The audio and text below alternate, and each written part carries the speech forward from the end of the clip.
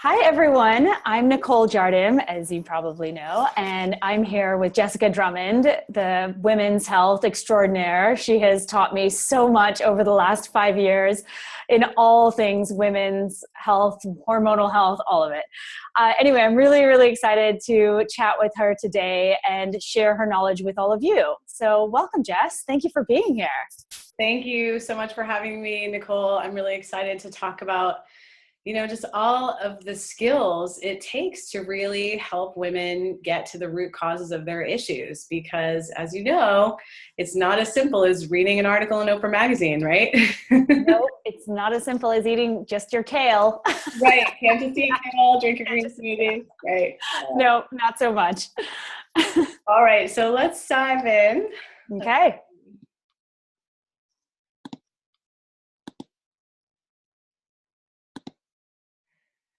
All right. So can you see the slides? Are you all good? Yep, all good. All right. So what I want to talk about today is the 3 steps to building your own integrative women's health practice by getting your patients and clients healthy from the root cause of whatever their issues are. We're not talking about symptom management, and we're also not talking about marketing hype. There definitely are important marketing tools that we all have to learn to build our practices strongly so that they're growing and they're financially successful. But at the end of the day, you need certain skills and tools, and your patients and clients need to be getting results for your practice to grow easily. So that's what we're going to talk about today. So welcome, and here are the 3 things that I am going to cover today. First of all, it's really important that if you're going to be working with women in a holistic way, that any clinician, any health coach, no matter what your discipline is, whether you're a fitness professional, a physician, a physical therapist, a yoga instructor, a health coach, everyone needs to have strong evidence-based training in nutrition and lifestyle medicine. And very few of our programs, unless you are a practicing nutritionist, gave us much depth in those skills. And the reason is that, there were all these trends, right, in nutrition and lifestyle medicine: step aerobics, multitasking, low-fat margarine, right? Now we have things like paleo and HIIT, and all of this is valuable, but the science evolves. And the more we understand how to follow the evolution in the science, the less our brands get tied to things that can be kind of nutrition or fitness hype. Second, it's important to develop strong evidence-based health coaching communication skills, because all of us have challenges with patient compliance, right? We are like, oh, we've told them exactly what to do. We've educated them on why they need to do it, and they're just not doing it. And health coaching skills are that compliance bridge. And then finally, if your practice is going to specialize in women's health, which I strongly recommend because women really are the healthcare CEOs of the family, we need to understand the modern practical health challenges of women. I was just talking to a patient today who, she kind of woke up a few months ago not feeling well, and she's like, I looked around and started to realize I've been feeling like crap for 10 years since I had my second baby. And, I never intended to be a stay-at-home mom, and I'm a stay-at-home mom. And women kind of realize, in retrospect, that their lives are really busy. Now she's taking care of school-age children, and both of her parents have started to have failing health. Her husband works crazy long hours. Her brother's not a lot of help. So women are carrying all these things that they don't often take the time and assess if this is really what they want to be doing. So we'll talk about that. We're going to have some fun here at the end of this webinar. I have a special invitation for you, so please stay tuned until the end. And if you're like me, you have 1,700 windows open all the time. And so, right, Nicole? Oh my gosh. I mean, I shut my computer down half the time because I got too many open. Yeah, that happened to me the other day. I literally crashed it. So if you would, please shut down as many other windows as you can, turn off your phone, close the door so no one comes sauntering in your office, and give some attention to this because I think you'll learn a lot. So let me tell you a bit about my background. I spent most of my childhood in a gymnastics gym, and then I was a cheerleader and an athletic trainer at the University of Virginia. In fact, I was just telling Nicole, I was looking up the brackets to see if UVA is in the tournament this year. They are. Great. I hope they do better than last year.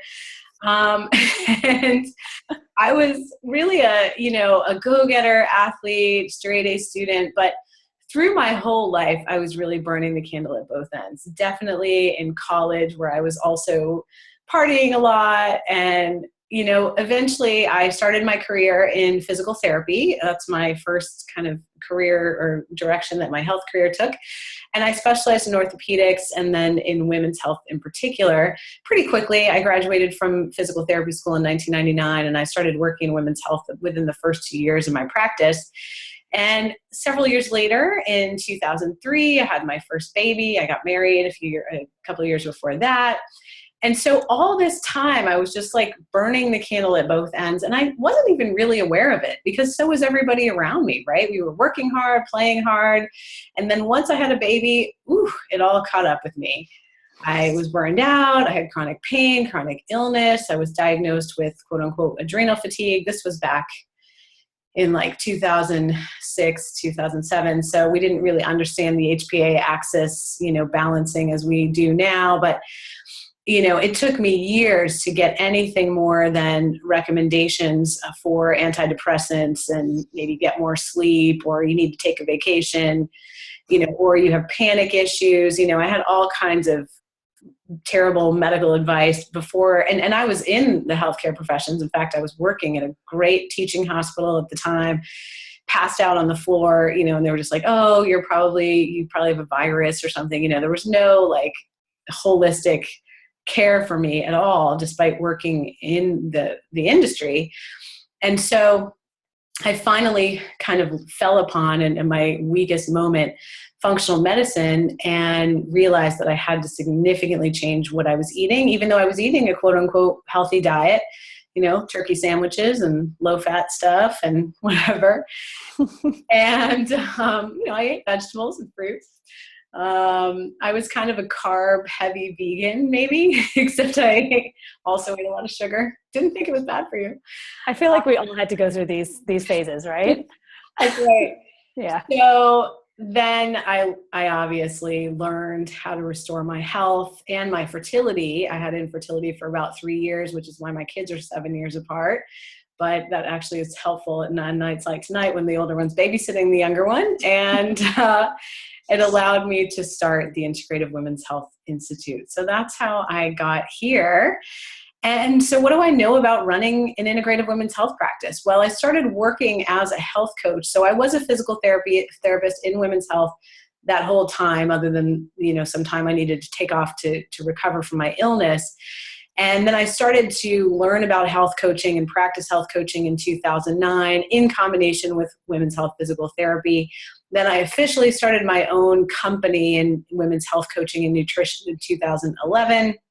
And in 2012, I began teaching globally. I had already been kind of a clinical teacher in physical therapy. So I was just shifting because I was like, oh my gosh, once I learned all this stuff, I couldn't help but teach all of my clinician colleagues about functional nutrition and health coaching because I found them so valuable to my own healing. So Nicole, has your practice grown or evolved in any way since you started training with us? Yeah, so much. Oh my goodness. Where do I even begin?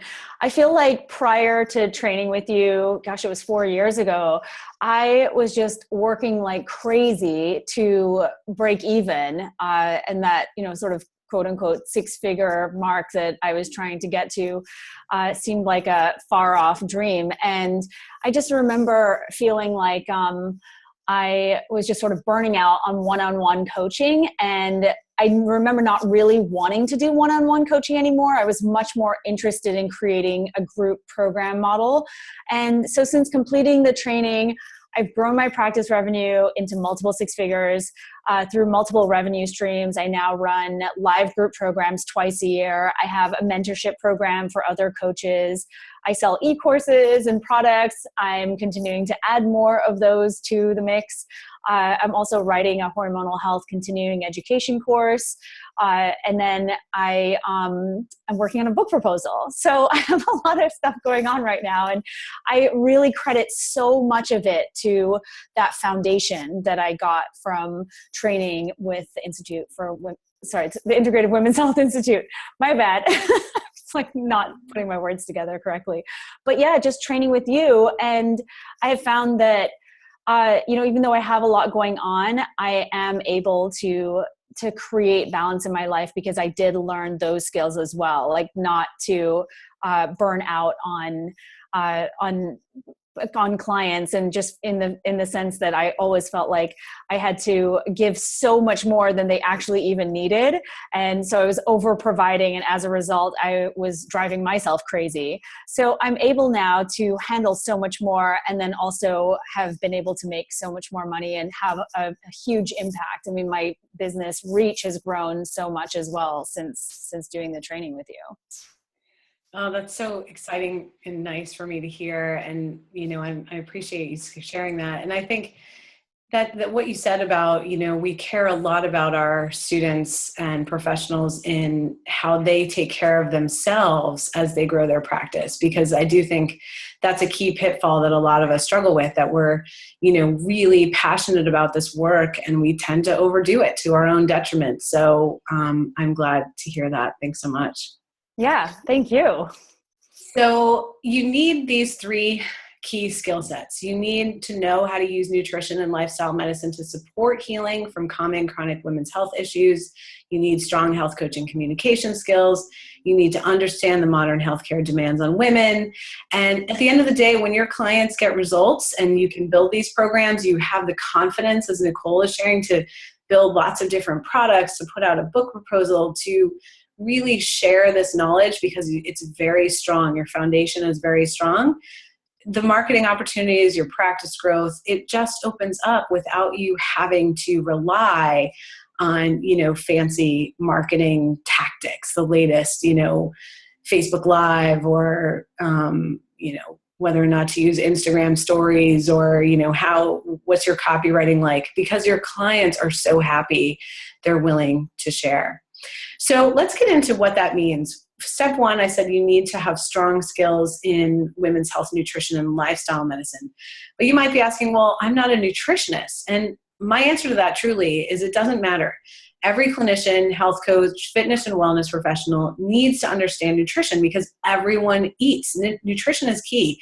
And I'm always telling my patients and my students, you can't medicate, exercise, or supplement your way out of a bad diet. So we've got to set that foundation for each of our clients. And if you're building group programs or group products, you need to help people set that foundation. And, you don't have to know everything about nutrition, although we really do go pretty deep into our nutrition training, because I think it's important, even if it's not within your particular scope of practice, because we train health coaches and clinicians from all over the world and every different United States and lots of different countries. I think we have students in 35 countries now.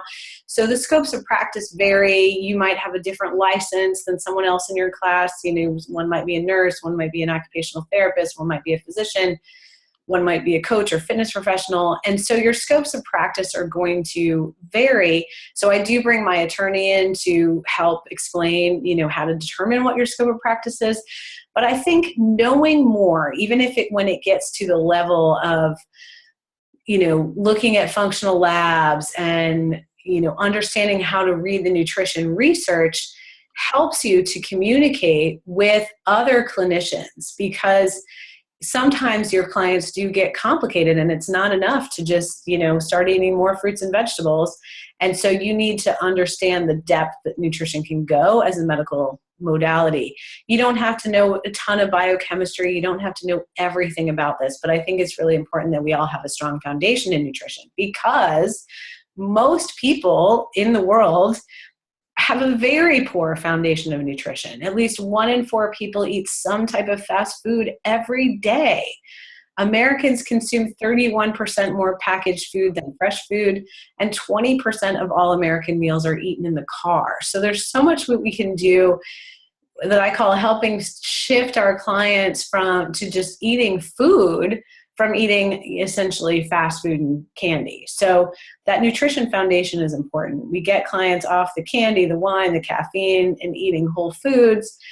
And this is more of an ability, because most people know that they should be eating, salad instead of bowls of Oreos, right? But just because they know that doesn't mean they are doing it. So that's why we need strong health coaching communication skills.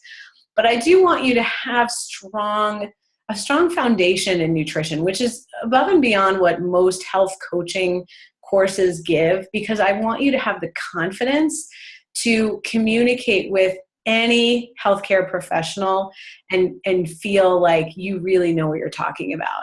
Digestive function is a hot topic, the microbiome, immune function. We talk about the impact of nutrition on the nervous system, cardiovascular system, musculoskeletal and hormone systems, of course, for women's health. We go deep into that. I want you to understand nutrition research. What was the funding source? Was this a study of like 4 people or of 4,000 people? What was the power? Were there conflicts of interest? Who studied this? The American Sugar Board, or, that said sugar is great for you. And so the more you understand that, the more you can really confidently educate the public and educate other clinicians on the team, so you don't feel intimidated when you go out to ask doctors for referrals, or you give talks in your local area, and you can really stand behind your knowledge.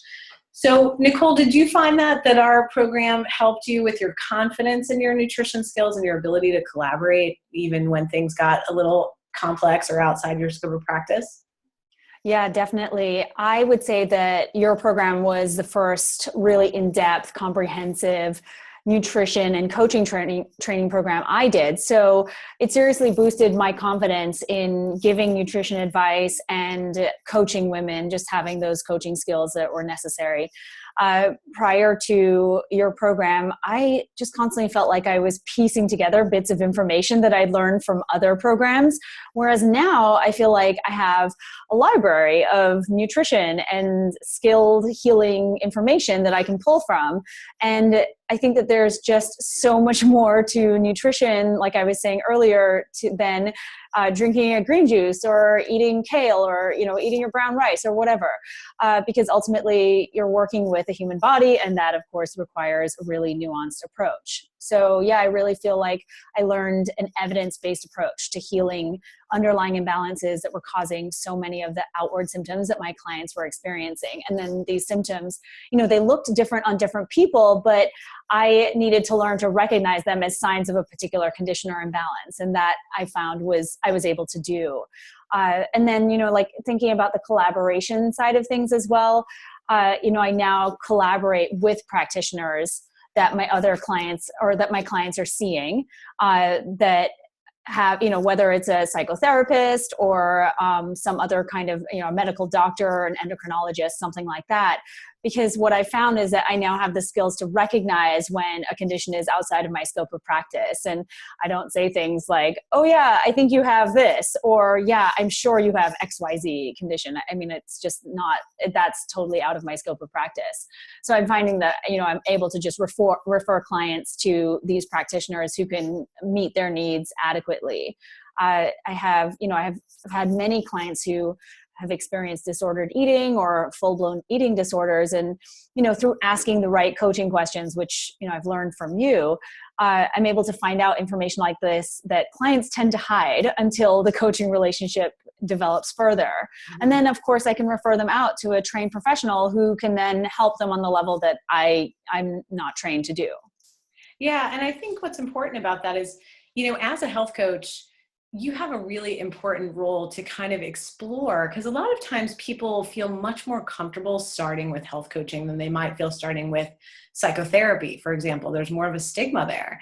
And Yeah. so, we play such an important role in almost screening for those red flags. And a lot of times, the health coaches that we've trained over the years will pick up things that doctors will miss, mostly because the doctor didn't take the time to establish a really health-giving relationship.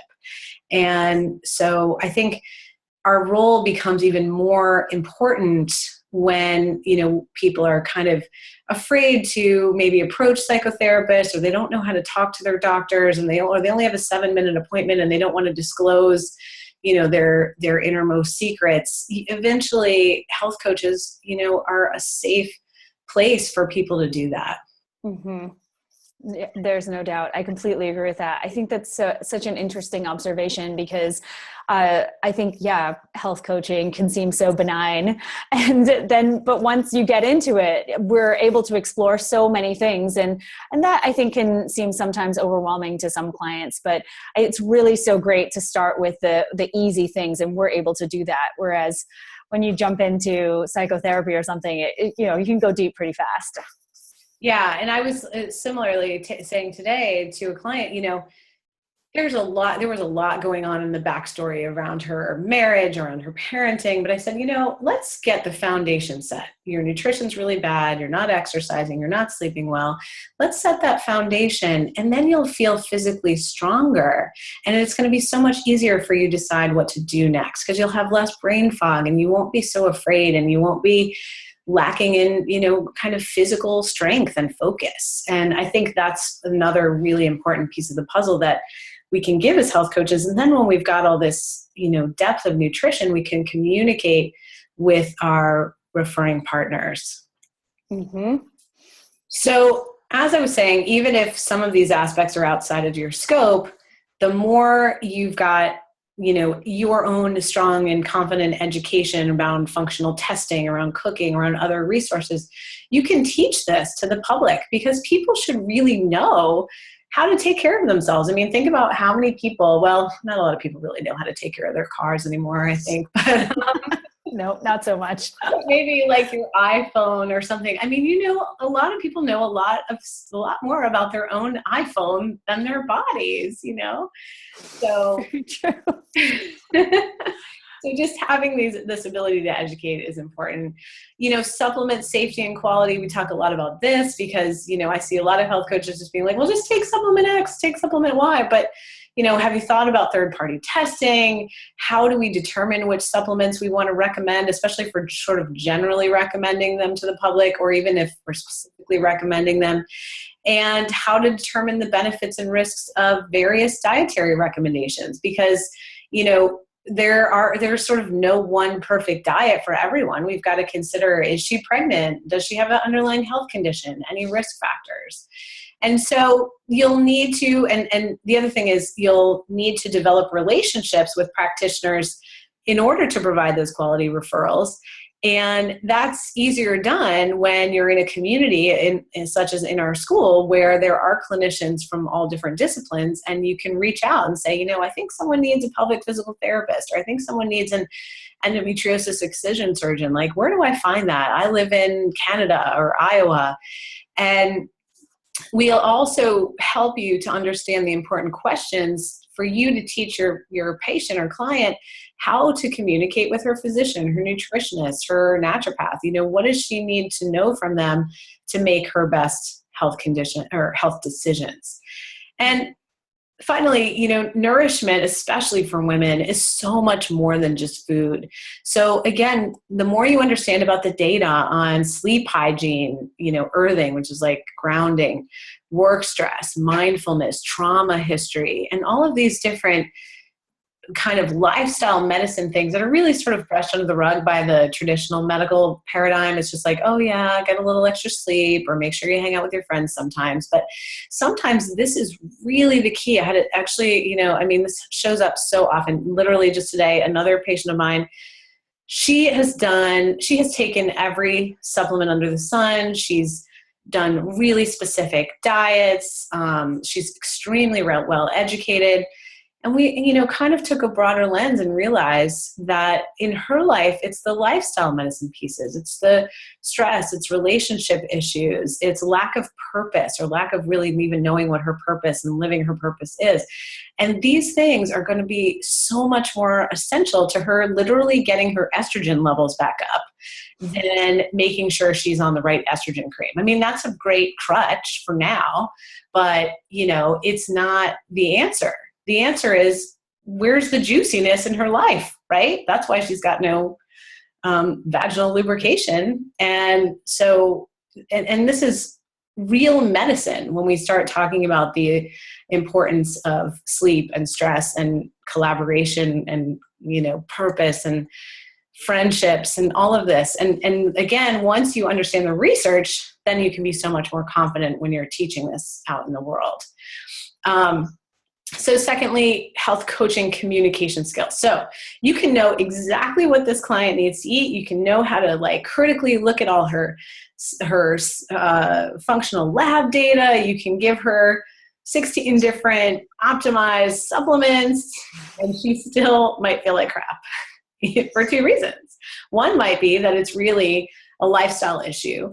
The second might be that she's not doing anything that you recommended. She's going home and she's like, I don't really remember what to take here. I'm kind of overwhelmed. I think I'm going to order a pizza.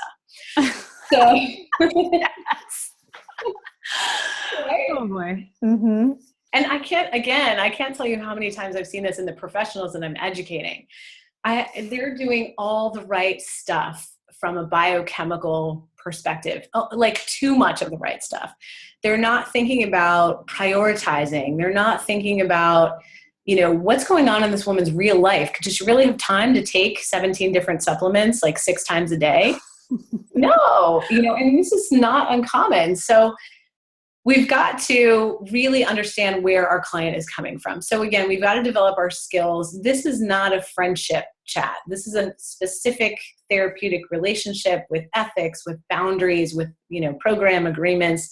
It's not purely education because, if you could say to this woman, okay, stop eating dairy and gluten and take your vitamin D, and she would actually do it, she might get better. But if she's like, well, I have 3 small kids and I work 2 jobs and I'm in an abusive relationship, she's not going to listen to anything you have to say. You've got to meet her where she is. So we need these skills because we've got to build a match between your client's expectation and your expectations. And the clinicians that I teach are often saying, this patient came in, they have all this pain, and they said they would do anything to get better. And I said, well, what do you think that means to them? Sometimes that just means they think they will come to as many appointments as necessary to get as many massages as necessary to get rid of this pain. Right? They're not like, I'm going to go home and exercise twice a day, Yeah. So they don't really understand what that means, doing everything it's going to take. So we've got to really slow it down in the beginning and make sure that we're aligned, and so that we can empower our client to take ownership of her own healing journey at whatever pace she's comfortable with, starting wherever she's comfortable, building in accountability systems, and just recognizing that, we might value health differently than someone else, especially one of our patients or clients. Okay. And then, back to kind of what you said a little earlier, Nicole, a lot of us just care so much about every single person who is in our orbit and is certainly who's in our practice. And we just want them to get better. We want to, I feel like this all the time. I want to hang up the phone, drive over to that person's house, even if they live in Singapore or something, and sit with her, cook her breakfast, babysit her kids. I just want to take care of you until you get better. But that's unrealistic. And, I have 30 clients. I have 350 students. I have 2 small kids, And so, and we no big deal, Jess. No big deal at all. So, I cannot physically walk over to your house and heal you. I wish I had that magic wand, but you have to do it. My patient has to do it. And so as a coach, we have to really get comfortable with our boundaries. We have to get really comfortable with empowering people. And we have to get really comfortable with the fact that we can't want it more than they do. And sometimes that's just the case. I will sit down with a woman who's got severe endometriosis pain. And I'll say, look, you've had 2 surgeries or 17 surgeries. You're on 6 different medications. You need to stop eating gluten. We've got to start there. And she's just like, I don't want to. I'm like, okay, then I can't help you. And I'll certainly explore that from a coaching standpoint. But sometimes they just decide they don't want to. Mm-hmm. And you have to be okay with that. And when you do, some people are going to not be able to, you're not everyone's healer. That's probably the most important thing that I could say to you tonight. It was funny. I was literally in a Bible study last weekend, and there was this part where in the passage we were studying where Jesus was he was at home and he realized he couldn't heal the people in his hometown. He had to send other people to do it because they didn't believe him. I was like, oh my God, this is so true. You cannot fix your family. Nope. I learned that lesson the hard way too many times. So, if this is literally in the Bible, then you might as well just take it to heart right now. And so, but we have so much power to help people take ownership of their own healing, quote unquote, teaching her to fish, deciding that she doesn't have to get better. I mean, not everyone is going to commit to doing the work that they need to do to get better.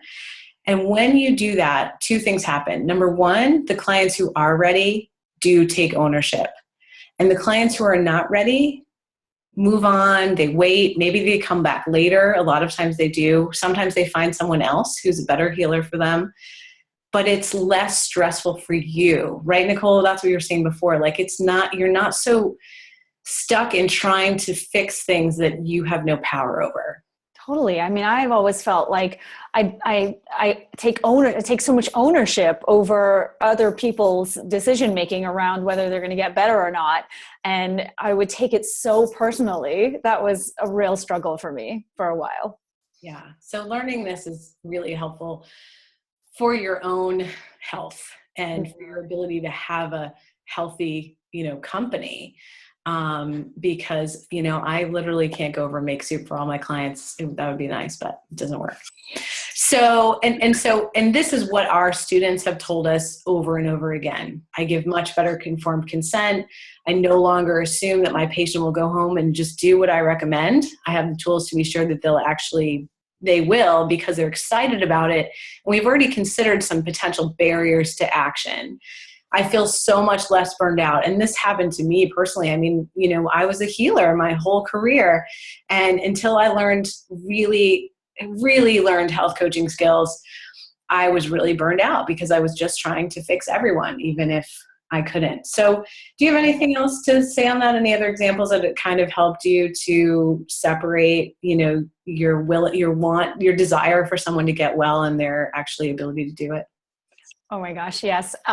First of all, I will say that in the beginning of any business, I suppose, but the beginning of a coaching business or some kind of business where you're helping other people, you're so passionate about this and about them getting better and about all the things you're going to share with them that I think maybe you tend to overload them. At least that was my experience. And you talked a little bit about this, but about giving them too much to do or not meeting them where they're at, or not just being able to anticipate what they will be capable of doing. And so I constantly did that. I gave them way too many recommendations in the first couple of sessions, and then it would turn into a situation where there was non-compliance, and I would take it personally, and I'd be so upset because I didn't understand why this person who came to me to get all this help was no longer listening to what I was saying for them to do. So it turned into this situation where I was secretly upset that they weren't complying with my recommendations. and really not tuning into the fact that I'd overloaded them. And then they felt like maybe they couldn't communicate that to me because maybe they felt like they were failing on their end, because I feel like that's always the case. We always somehow blame ourselves for when we can't meet someone else's expectations. So I really learned expectation adjustment. And I learned that, like you were just talking about not wanting it more than they do. I feel like we all do. We want it so bad for someone because we've had such great results in our own lives and with our own health that we, of course, want to shine that light as far as possible. Well, and I think that's noble, and I don't want people to lose that, because it is really why we get into this. But I think once we really have clear skills, we're able to determine when it's appropriate to push a little bit, when it's appropriate to pull back, when we just stop being attached to the outcomes of others. For sure. And I attach my expectations so much to their outcome. I also, what you just said, to speak to what you said too, I've learned I can't be my client's friend. She's not always going to like me, especially when I do push her to step out of her comfort zone. So that was a big one for me as well. Yeah, that's really important. Yep. All right. And then finally, most of our professional students are working women, working moms themselves. So what the modern demands are on women. You're living it. But truthfully, each case is unique. So you need to come from a place of data, not just your experience. Just like in nutrition, just because a paleo diet was helpful for me doesn't mean it's the solution for everyone. There's no perfect fad. Just because it worked for you doesn't mean that's the answer. So your experience is important. It's inspiring and that's helpful. But, once we understand the data, and these are just a few statistics, we go much deeper into the program, but, 70% of mothers work outside the home. 12% of women are caregivers to adult family members. Women tend to be the healthcare CEOs of the family. They're making the majority of the decisions about healthcare for everyone in the family. Women are doing the majority of the cooking. So we really have to dig into that individual's circumstance and recognize, we need to begin to anticipate the practical barriers to change that might occur because of their work challenges, their child care challenges, their elder care challenges. And I do encourage, one of the things that I think is so unique about our program is I really encourage you from the very beginning to start to do this in your own life. So, many of us have already when we come to this kind of career because we are, just kind of become very excited about spreading this is an option for really healing. But I think it's important to always examine our own journey. Because I learned this and lived it, 9 years ago now, something like that. But it's not like it can stop. Okay, I did a cleanse 9 years ago. Now I'm fixed, you have to, it's constantly evolving, so I think living it while you're learning it and as you go forward within the support of our community is really helpful. So when you do all of this, you used evidence-based nutrition, exercise, lifestyle, and medicine, you understand testing, assessments, strategies, all of these things, you put it together, often in collaboration with other health and wellness professionals. Your clients get better, and they get better from the root. They get really better. They don't just feel better, like the headache went away for a day. And, the patients are participating, which dramatically reduces your stress. And that's what will make your practice really grow. The fact that you know what the heck you're doing and your patients are getting better, your clients are getting better. So let me give you an example of how what once would have been maybe an overwhelming client to me, even as a clinician, became really simplified by putting these steps into action. So this client, she was 45 years old. She was referred by her physical therapist to me. She was also working with a functional medicine physician. She came complaining of fatigue, anxiety, unstable moods, insomnia, constipation, chronic bloating, hair loss, chronic foot pain, heart palpitations, chronic cough and cold, brain fog, and she said she hadn't slept in 5 years. She was so overwhelmed. Yeah. So you're like, I can't help you, You're like, wait, you're already seeing all these people and nobody else can help you. How can I help you? And she did say to me, I have bursts of fake energy in an attempt to have a happy home. So she had felt like crap since she had had her second child 5 years ago. So let's walk through the steps and how we can deal with that. Well, let's look at her medical history. Okay, she had her son at 41. She also has a 14-year-old daughter from a previous marriage. Since having her son, she reported feeling overwhelmed 100% of the time and usually suffering with a cough or cold. She also reported insomnia and fatigue. She was newly diagnosed by her functional medicine physician with Hashimoto's and increased intestinal permeability. She was complaining of foot pain, nerve pain in her foot, had a cardiac arrhythmia, palpitations. She had been on some hormone replacement therapy with her functional medicine physician, but she couldn't tolerate it, so they discontinued that. So what did I do? Well, I started with my nutrition and lifestyle medicine tools and used the other two steps. So first, this client was already on a gluten-free, sugar-free, dairy-free, soy-free diet for 2 months. She was eating mostly organic and rarely drinking alcohol. So I looked at some of her labs. So one of the best things about working with a functional medicine physician is you can get a lot of data. And so, she had a lot of nutrient deficiencies despite being on such a healthy diet. She had bacterial overgrowth in her gut. She had abnormal thyroid and adrenal hormones. She had lots of genetic SNPs. And, we looked at her sleep, we looked at her stress, we looked at her exercise, all of which were in pretty bad shape. So knowing all of this, depending on, as a health coach, it depends on which state or country you lived in, how detailed you can make your recommendations. But she's also working with a physician. So even if you couldn't make them directly to her, depending on your state limitations, and a lot of states, health coaches actually do have quite a bit of flexibility, but some states they don't, then you could, talk to her doctor or give her education about how she might talk to her doctor. You could show her her tests and say, look, your vitamin D is low here. Your ferritin is low. That might mean you need a little iron. And why, if you're eating such an awesome diet, are you not absorbing any of this stuff? Well, let's talk about gut healing. And we go through all of this in the program. We also do a functional assessment, and this was her answer. She was generally optimistic. She had pretty good professional support, not a ton of family support, which is why she said she was 5 out of 10. Like, her husband was around, but, he was busy working and he kind of thought the kids were like her job. So she was sort of like just tired of that. She was eating well, but not absorbing it.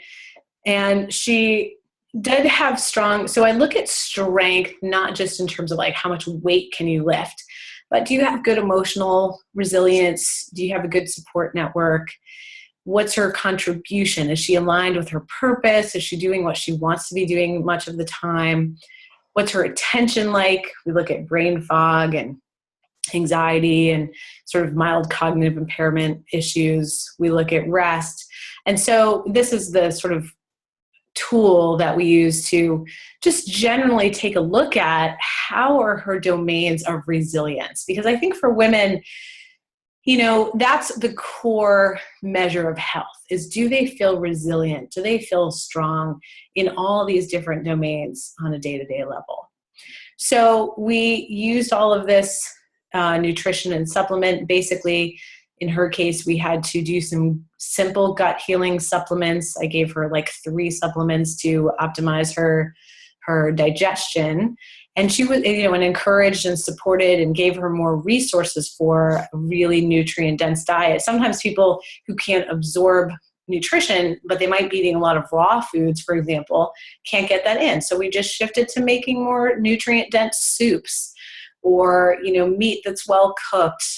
Fish is a really good option. And a lot of times physicians so appreciate that because they don't really have time to sit and like think about recipes that would be better for this woman. They can say you're depleted and again, kind of hand a couple of supplements, but they're not going to think about how, it takes an hour to really kind of think about how much nourishment is this woman getting in and how can we optimize that. Sleep and circadian rhythms were key for her. So we did a lot of that. Her web of support, which is important for everybody, is included how can her spouse support her around sleep, because she really had not been sleeping in years, and a very slow progression into safe exercise. Then we connected this healing plan to her vision, because we have to meet this client where she is. Why does she want to get better? Because this is going to be a lot of work. She's got to start exercising differently. She's got to sleep differently. She's got to have a bedtime routine. She's got to cook differently. She has to take, a few supplements during the day. She's going to have to put in a fair amount of effort. So we've got to connect this to her really underlying why. And we have to predict and or support obstacles. She had period issues. She had challenges on a family vacation. She had a jaw pain incident. She had a minor car accident. So one at a time, we just have to plan and navigate through these optional obstacles. Again, something her functional medicine physician with all of her knowledge is not going to do, because she's not going to be with her on, every couple of weeks thinking about, okay, this week your period was late. This week you're going on vacation. How are we going to shift your exercise plan, your nutrition plan? And then, discussing her willingness to make these changes over time, making faster or slower changes depending on the client. And then understanding her demands. Well, she's a mother in a blended family. She had her second baby at age 41, so she was breastfeeding and perimenopausal at the same time. A lot more and more of my clients are in that range because we're having kids older and older. So how well you know your hormones is going to make this a lot easier. So we definitely teach you that. She had a teenage daughter. So this happens a lot too. So here's a woman, she's 41 years old, she's breastfeeding, she's perimenopausal, and there's a pubertal teenager in her house. So she really needs hormonal education, right? And this is, again, so common. So, and then what are the mindfulness and exercise goals that we can connect her with that are realistic? So her results were, after doing that over the period of about 6 months, a streamlined and consistent food and supplement plan. And over time, you can decrease those supplements as she starts to better absorb nutrients. Dramatic sleep and circadian rhythm improvement. She actually started to sleep in like the garage apartment for a couple months just so her kids wouldn't be coming in bed with her. Good for her. Sometimes these kinds of things are important. Somebody I talked to today, I was like, well, she was like, I sleep just fine. She's like, my husband does not sleep. And so he keeps me awake all night. And I was like, she was like, sometimes he just doesn't come to bed and I'm so happy. And I was like, well, could we arrange that for maybe a month? You guys could sleep in different rooms. Yeah. I agree. And she's like, I might not tell him, but I might just sort of make that happen. So fine. And this doesn't mean your marriage is falling apart. It just sometimes means one person needs more sleep until you're willing to get your sleep apnea assessed, Totally. So her fatigue dramatically improved because she started to sleep.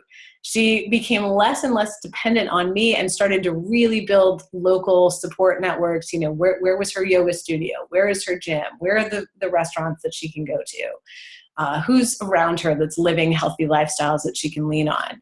So she became such an empowered and confident client. When she would go to the doctor, she felt like she could really talk to her and understand what she was talking about rather than kind of going in intimidated, because we would discuss, what are you going to talk about at your next doctor's appointment?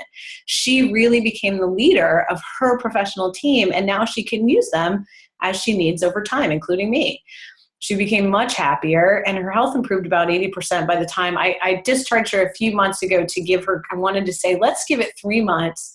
Let's see how well you're doing on your own, and let's check back in 3 months, revisit, the lab work was going to be reordered and stuff like that.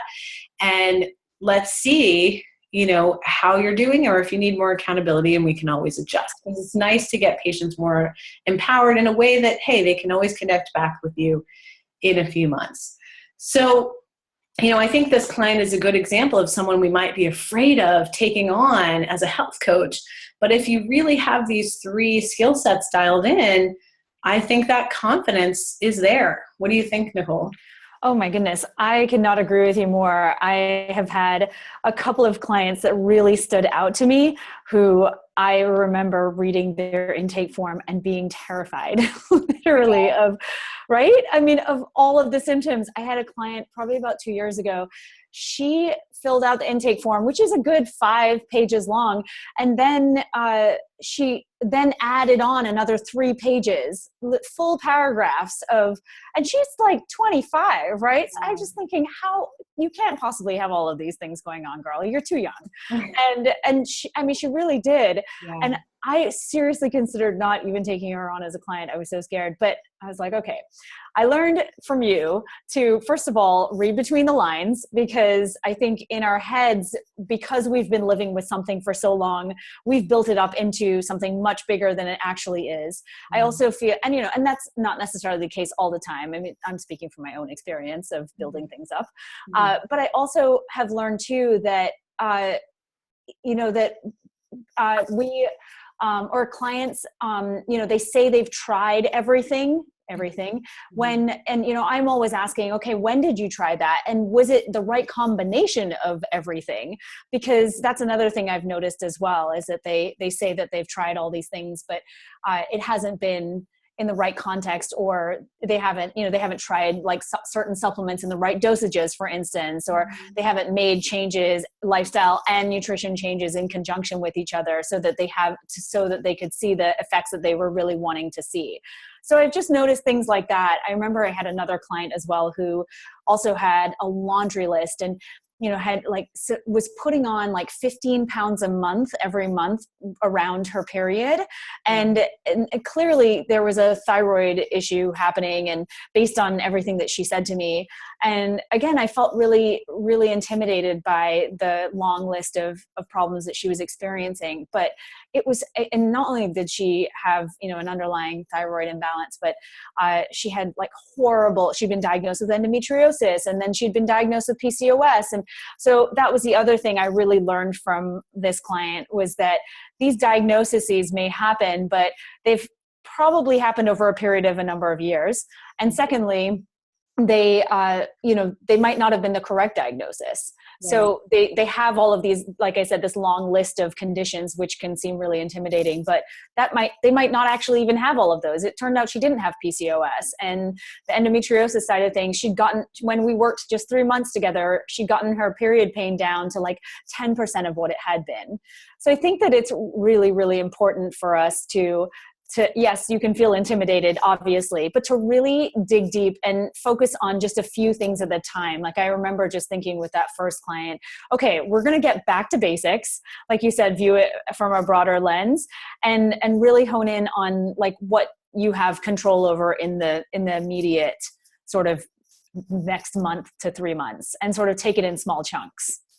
Yeah. And I think, the other nice thing is, we stay with you, right? You're not in this program for 6 months and then we just like ditch you on the street when you start getting all your hard clients. So right. Yes, you have access for years to calls with me, to our private Facebook group. As long as I'm around, I'm there. So 4 years later, you get a complicated client and you can bring it to a call. I was talking to someone on one of our, we have bi-monthly calls for all of our programs.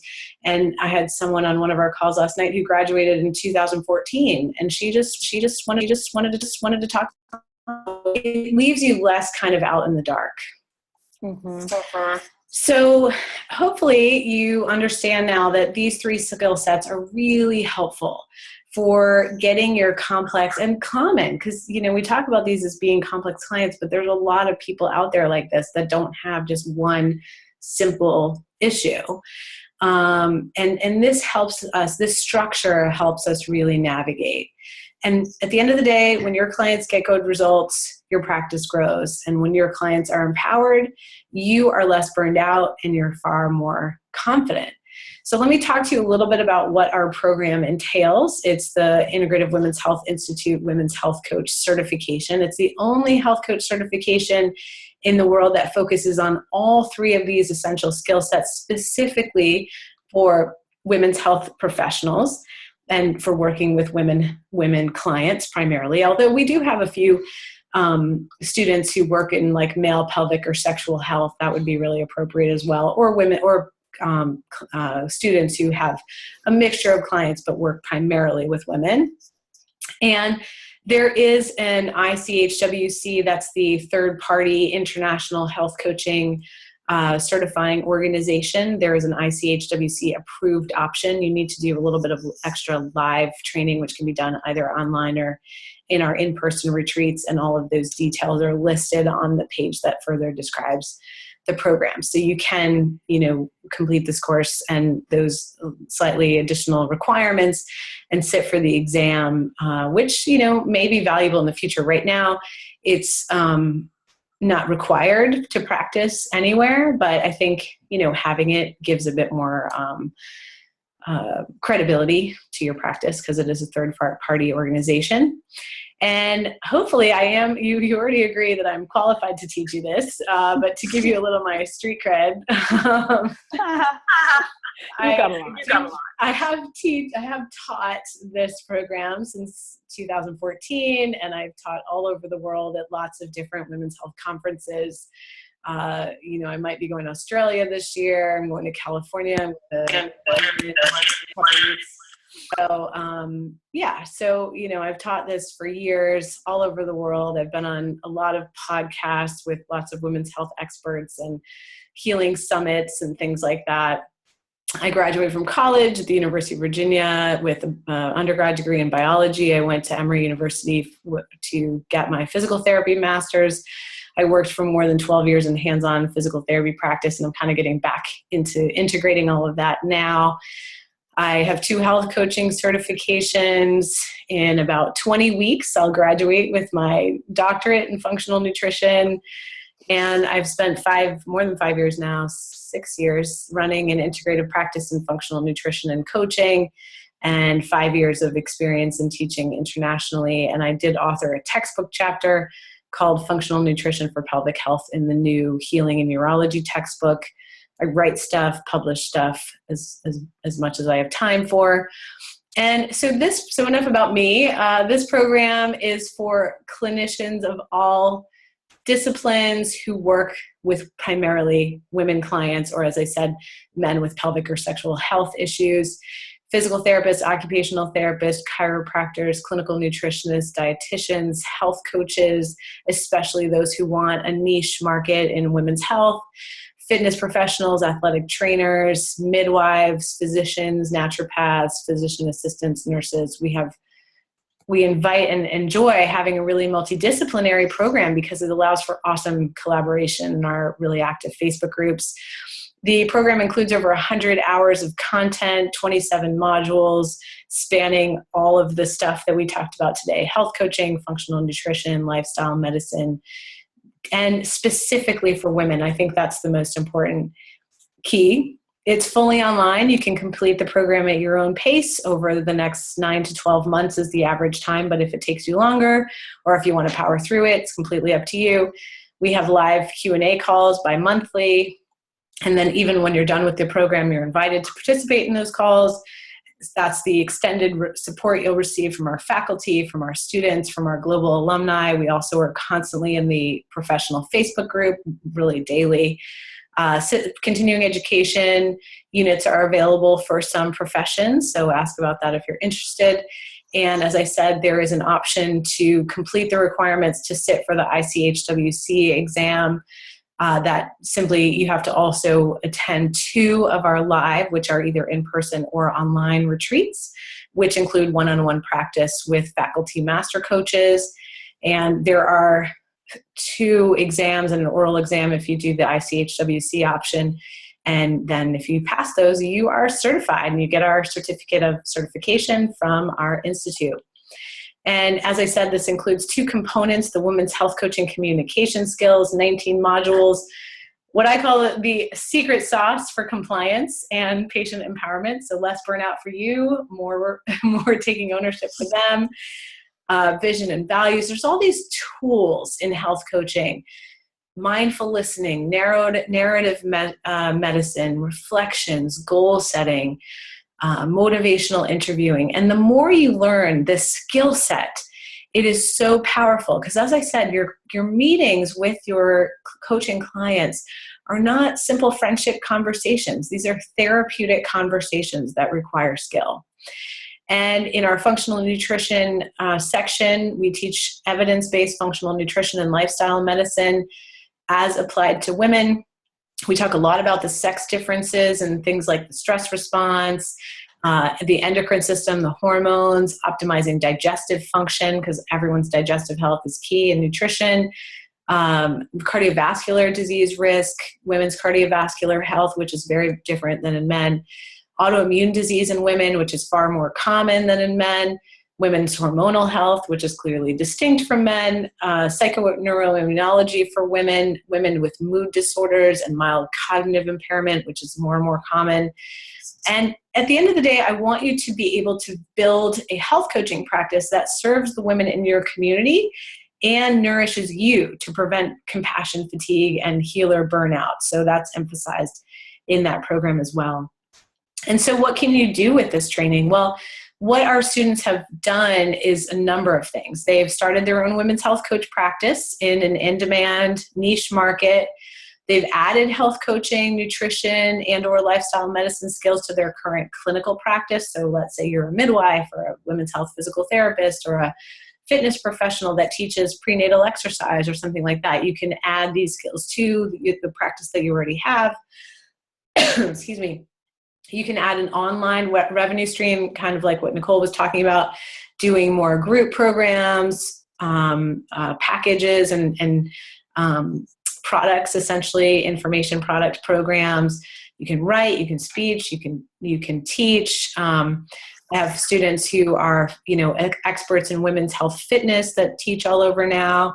Psychotherapists who specialize in postpartum recovery from a health coach, nutrition, and psychotherapy perspective. So people have done a lot of really cool stuff with this training. And to give you sort of the full details of pricing and dates and other FAQs, there will be a button on the side of this video. You can click that and go to a page where all of that is listed. We have payment plans, the pricing details are listed. We have fast action early enrollment discounts. You get the full support of our community for years. And if you have any questions right now, just open up another window. I'll let you get back to your computer and you can email our team.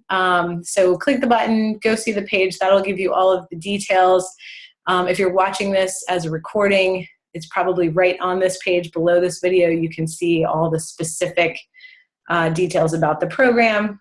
So thanks so much for joining us today. I hope you will consider gathering these skill sets, deepening your skill sets in these, and not just focusing your practice on the latest nutrition or fitness fad, because really, when you have good skills in these three areas, you are going to be a strong and industry-leading women's health and wellness professional. I mean, Nicole is just a demonstration of that. Is there anything else you'd like to add, Nicole? Is there anything, just number one thing you got out of our program? Yeah, definitely. Well, there's actually two things. Sorry, I know I have to share two things. The first thing is the mentorship. Just to build on what you said, I can't express how supportive you and other practitioners have been over the last couple of years once I finished the program, and just being able to get advice or ask questions about a difficult client, whatever I needed, I've been able to get that information. And secondly, and so of course, that's the mentorship and the community, it has been really incredible. And then secondly, just the fact that, to build on what you just described and that comes in the program, this information is so cutting edge, ladies, you don't even understand. I have never been in a program where information is so well researched. You get all of the cited studies. Jessica makes sure that she stays on the leading edge of information and studies and new information. So those are like the two big things I wanted to share about it. Thank you. And thank you for saying that, because I work really hard to stay ahead of the science. In fact, this year we published one study late last year, trying to publish another one by this summer. We're trying to even participate in the research, because I think, just hopping on to the fads is not the way to serve our clients. We've got to be on the cutting edge of the newest data, and that evolves all the time in science. That's just the way science works. Yeah. Definitely. So thank you so much. Thank you, Nicole, for having me here. It was my absolute pleasure to share all this information with you. I look forward to getting to know you better and support you to really grow your practice, because there are so many patients out there. I mean, the reason I basically started teaching almost as soon as I started working with patients is I can't do it myself. We need an army of people who know how to help women, because there are so many women out there who are struggling. So read on, click the button, get all the details about the program. And if you have any questions, don't hesitate to email my team at support@integrativewomenshealthinstitute.com. All right. Thank you, Nicole. Thank you so much for sharing your wisdom. Thank you.